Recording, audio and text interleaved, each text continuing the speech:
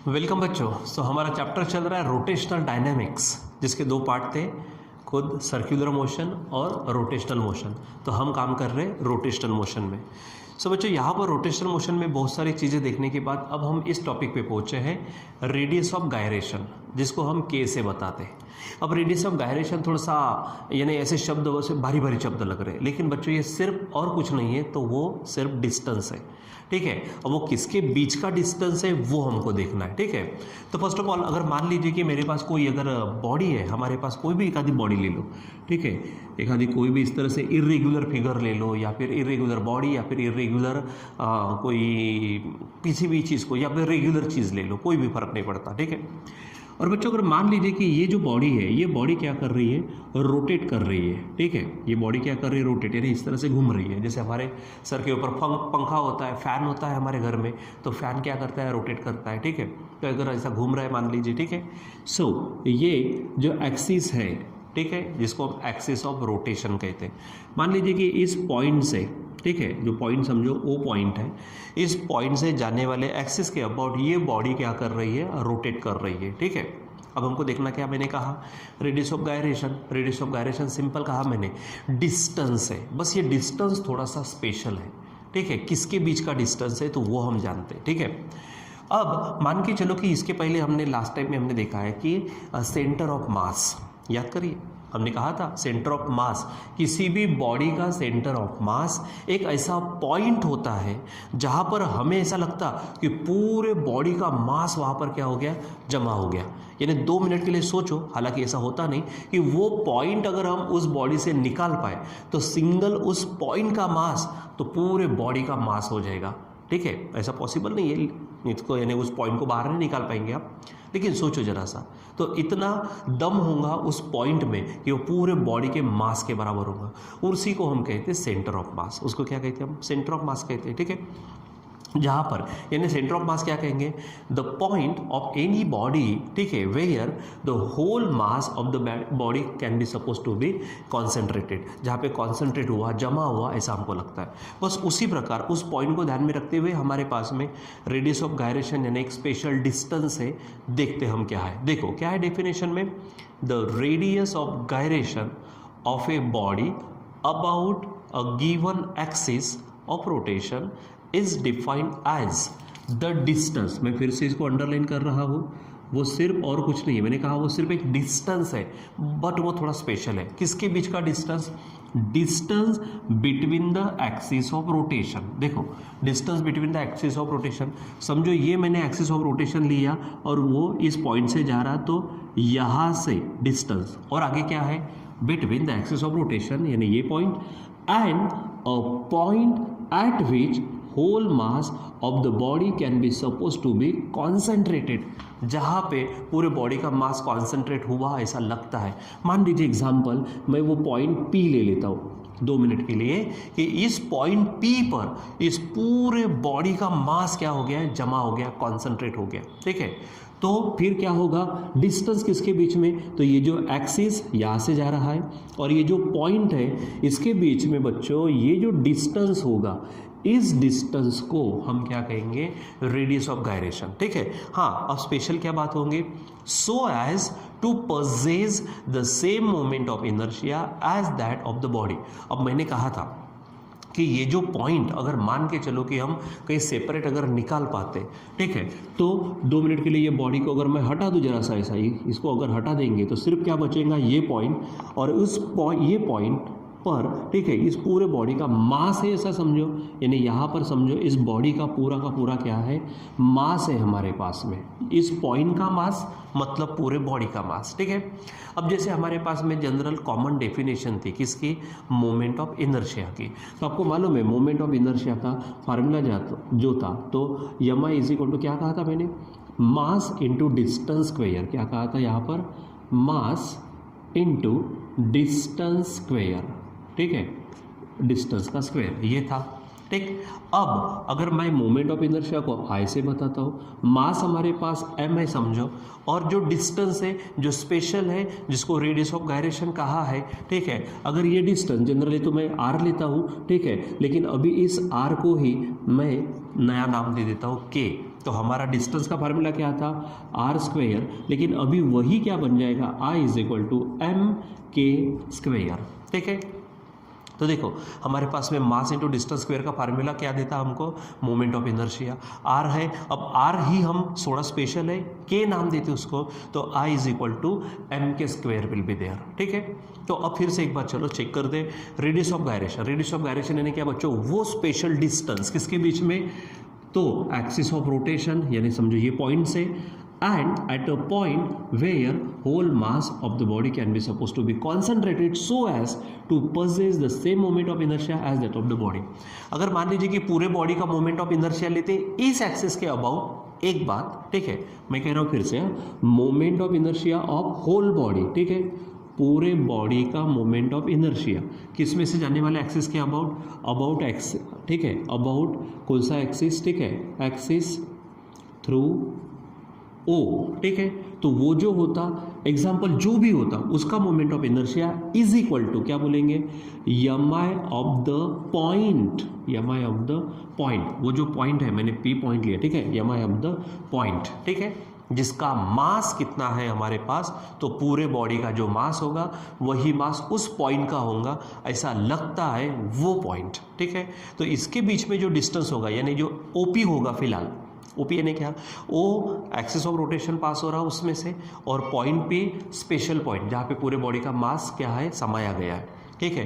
तो इस डिस्टेंस को हम क्या कहेंगे, रेडियस ऑफ गायरेशन। फिर से एक बात ध्यान में रखेंगे, फाइनल डेफिनेशन चेक करो, the radius of gyration of a body about the given axis of rotation is defined as the distance between axis of rotation of the body and the point at which whole mass of the body can be suppose to be concentrated so as it possess the same moment of inertia as that of the body।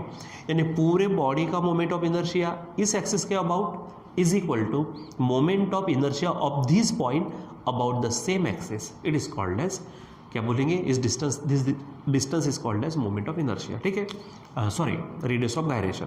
और उसको के से बताते तो यहाँ से अभी हम के को अकेला कर सकते, फिर से general formula mass into distance square, ये समझो यहाँ पर पूरे बॉडी का मास जमा हुआ है जो यम है, और ये एक्सिस ऑफ रोटेशन से डिस्टेंस आर है, जो अभी स्पेशल होने के कारण मैंने उसको के से रिप्लेस कर दिया, तो I = mk² मिल जाएगा आपको ये, और यहाँ से आप के को अकेला कर सकते हो, तो k² = क्या हो जाएगा, I/m, और फाइनली k हमारे पास क्या आ जाएगा, √I/m, ठीक है, ये आप ध्यान में रख सकते हैं। यानी यम से डिवाइड कर दो I को, तो आपको जो डिस्टेंस मिलेगा, क्योंकि I में क्या है, मास इंटू डिस्टेंस स्क्वायर, ठीक है, और मास नीचे भी मास है, मास कटेगा, डिस्टेंस स्क्वायर का रूट निकालो तो डिस्टेंस आएगा, ठीक है। तो ये आपको ध्यान में रखना, रेडियस ऑफ गायरेशन। अब इसका यूनिट डायरेक्ट डायमेंशन बताने की ज़रूरत है तो नहीं, ठीक है, यूनिट क्या होगा, मीटर, क्योंकि वो डिस्टेंस है। डायमेंशंस आपको बताने की ज़रूरत मैं समझता नहीं, फिर भी लिख देता हूँ, तो m0 L1 और t भी 0 हो जाएगा, क्योंकि सिर्फ वो क्या है, एक डिस्टेंस है, रहेगा बच्चों ध्यान में, और वो स्केलर होगा, क्यों, क्योंकि डिस्टेंस हमारा क्या रहता, स्केलर क्वांटिटी रहता, ठीक है। तो बच्चों ये हमारे पास में रेडियस ऑफ गायरेशन, ठीक है। तो चलो एक बारी में इसकी आप डेफिनेशन एक बार चेक कर लो, उसका फार्मूला आप चेक कर लो, ठीक है। बाकी और बस जस्ट एक सेकंड के अंदर हम मिलते हैं, हम थोड़ा सा आगे पढ़ने वाले रोलिंग बॉडी की मोशन, यानी मोशन ऑफ रोलिंग बॉडी, आप उसको देख लो, तब तक मैं हेडिंग लिखता हूँ। यहाँ पर हमारे पास है motion of rolling body, motion of rolling body, आप उसको चेक करो, ऑफ रोलिंग बॉडी, ठीक है। अब यहाँ पर हमारे पास मोशन ऑफ रोलिंग बॉडी। अब रोलिंग बॉडी यानी कैसा बच्चों, जैसे देखो मान लीजिए मेरे पास एक आधा बॉल है, अब बॉल को ऐसा फेंको तो बॉल क्या होता है, ऐसा घूमते घूमते घूमते घूमते आगे बढ़ते जाता है। हमारे घर में हमारी मम्मी दीदी वगैरह क्या करती है, खाना बनाती है, रोटियाँ बेलती है, ठीक है, या फिर हम लोग कभी कभी रोटियाँ बना देते हैं। तो जो बेलन होता है, आपको मालूम है बेलन कुछ इस टाइप का रहेगा, ठीक है। तो बेलन क्या होता है, देखो यहाँ से अगर हम थोड़ा सा आगे ऐसा आगे जाएंगे पीछे आएगा तो बेलन की बात होगी। अगर हम इसको रोल करते, देखो बॉडी क्या हो रही है, आगे आगे बढ़ रही है बॉडी, ठीक है, और वो खुद के अबाउट घूम भी रही है, देखो ऐसी घूमते भी जा रही है, ठीक है, और वो आगे भी बढ़ रही है, ठीक है। तो इसकी मोशन को क्या कहेंगे हम, रोलिंग मोशन, ठीक है, यानी motion of rolling body. Roll होने का मतलब क्या है, बॉडी का इस तरह से घूमना और आगे भी बढ़ना। देखो फैन क्या करता है, सिर्फ रोटेट करता है, फैन क्या करता है, रोटेट करता है। लेकिन अगर मान लीजिए कि हम एक आधे बॉल को फेंक देते, एक आधे सीढ़ी को फेंक देते, डिस्क जो होती है, ठीक है, तो उसको अगर फेंक दो, एक आधे रिंग जो होता है, जो टायर होता है, जो व्हील होता है, वो क्या करता है, रोल होते जाता है। अब रोल होने का मतलब क्या है कि देखो जैसे ये रेड कलर ऊपर दिख रहा, ठीक है, अगर मैं यहाँ से रखता हूँ, अगर रोल करूँगा तो देखो ये क्या कर रहा है, रेड कलर ऊपर आ गया, ठीक है, मतलब ये क्या हो रहा, रोटेट भी हो रहा और आगे भी बढ़ रहा। मतलब रोलिंग बॉडी जो होती है, rolling body performs translational as well as rotational motion, ठीक है। तो फिर अगर हम बात करते हैं काइनेटिक एनर्जी की, तो kinetic energy of rolling body, ठीक है, kinetic energy of rolling body, तो kinetic energy of rolling body is equal to the rotational kinetic energy और ट्रांसलेशनल काइनेटिक एनर्जी दोनों होंगी, ठीक है। तो जब बॉडी रोल होती है तो क्या करती है, वो ट्रांसलेशनल मोशन भी परफॉर्म करती है और रोटेशनल मोशन भी, ठीक है। तो ध्यान में रखना क्या कि when a body rolls, when a body rolls क्या करती है, वो रोल्स करती है, then it performs translational as well as rotational motion, यानी वो रोटेशनल मोशन भी परफॉर्म करती है और ट्रांसलेशनल मोशन भी परफॉर्म करती है। इसलिए हम क्या बोलेंगे, kinetic energy of rolling body, ठीक है, इज गिवन बाय क्या बोलेंगे, तो kinetic energy is equal to किसके लिए, रोलिंग बॉडी के लिए, तो क्या बोलेंगे, काइनेटिक एनर्जी, ठीक है, फॉर ट्रांसलेशनल मोशन, ठीक है, plus kinetic energy for rotational motion, ठीक है। यहाँ पर मैं हेडिंग डाल देता हूँ, रोल कर रही है बॉडी क्या कर रही है, रोल, यानी रोलिंग बॉडी की kinetic energy is equal to क्या रहता है, तो उसके ट्रांसलेशनल काइनेटिक एनर्जी और रोटेशनल काइनेटिक एनर्जी।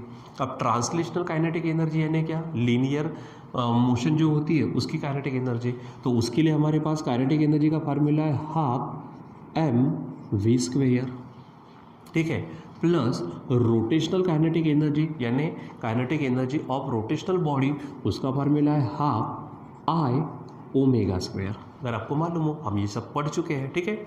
सो अब इसको थोड़ा सा मैं ना इस रेडियस ऑफ गायरेशन और सिर्फ डिस्टेंस के फॉर्म में लाता हूँ, ठीक है। तो चलो देखो हमारे पास में क्या, एज हमारे पास कॉमन फार्मूला क्या है, I इज इक्वल टू, अब भी थोड़ी देर पहले हमने देखा इसको, किसको, I इज इक्वल टू क्या है, mk², ठीक है, एंड हमारे पास ओमेगा है, तो ओमेगा इज इक्वल टू, आपको मालूम है v is equal to R omega है। देखो हमारे पास v इज इक्वल टू क्या है, आर ओमेगा, तो ओमेगा इज इक्वल टू क्या हो जाएगा, v/r। तो यहाँ पर जब बॉडी रोल होती है तो वो उसकी रेडियस समझो r है, ठीक है। तो ये हो जाएगा हमारे पास। अब ये वैल्यूज अगर हम यहाँ रखते हैं तो क्या मिलेगा मुझको, kinetic energy for rolling body is equal to, translational का ये था और रोटेशनल का ये, इसमें वैल्यू रखते हैं, तो हाफ ये mv² है ही, प्लस हाफ ये देखो I के जगह पे हम रखेंगे mk² इंटू ये ओमेगा उसका स्क्वायर है, तो ओमेगा और उसका स्क्वायर की जगह पे v/r रखेंगे तो क्या हो जाएगा, v/r उसका स्क्वायर। अब देखो यहाँ से हाफ दोनों में भी है, कॉमन निकलेगा, ये m दोनों में भी है, कॉमन निकलेगा, ठीक है। ऊपर से यहाँ v² है तो यहाँ पे भी क्या होगा, v², तो वो v² भी बाहर निकाल दो, तो अब बचा क्या, हाफ भी गया, m भी गया, v² भी गया, कुछ नहीं बचा इस टर्म में, तो +1 प्लस, ठीक है, यहाँ पे हाफ गया, m भी गया, ये v² गया, तो बचा कौन, ऊपर में k² और नीचे में r का स्क्वायर। सो बच्चों हमारे पास में रोलिंग बॉडी की जो काइनेटिक एनर्जी होती है उसका ये आपको क्या मिल जाएगा, फार्मूला मिलेगा, ठीक है। तो ध्यान में रखना, जब कोई बॉडी रोल होती है तो वो ट्रांसलेशनल मोशन भी परफॉर्म करती है और रोटेशनल मोशन भी क्या करती है, परफॉर्म करती है, ठीक है। तो यहाँ पर हमको थोड़ी इसकी ज़रूरत थी, किसकी, हमारे पास रेडियस ऑफ गायरेशन। तो अब रेडियस ऑफ गायरेशन क्या होता है हमने वो भी देख लिया, ठीक है। उसके बाद में मोशन ऑफ रोलिंग बॉडी जो है, तो मोशन ऑफ रोलिंग बॉडी यानी किसकी मोशन, तो ट्रांसलेशनल मोशन और रोटेशनल मोशन।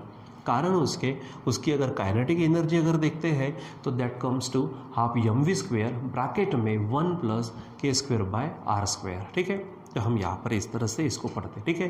अब इसी प्रकार अगर एक आधी प्योर रोलिंग बॉडी अगर मतलब मान लीजिए कहता बॉल है, एक आधी डिस्क है, ठीक है, उसकी रोलिंग बॉडी अगर है मतलब वो रोल कर रही है तो उसका लीनियर एक्सेलरेशन क्या होगा, लीनियर वेलोसिटी क्या होगा, हम इसको नेक्स्ट क्लास में देखने वाले, ठीक है। तो आप बराबर फिर से इसको देखिए, रेडियस ऑफ गायरेशन क्या है उसको समझिए, ठीक है। उसके बाद बॉडी रोल होती है तो ट्रांसलेशनल मोशन रोटेशनल मोशन पैदा करती है, वो भी ध्यान में रखिए। और उसकी जो काइनेटिक एनर्जी होती है हाफ mv² 1 + k²/r², इसको भी ध्यान में रखें, ठीक है बच्चों। तो इसका अच्छे से स्टडी करो और इसके आगे का जो भी टॉपिक है हम कंटिन्यू करेंगे बाद में। Till then bye.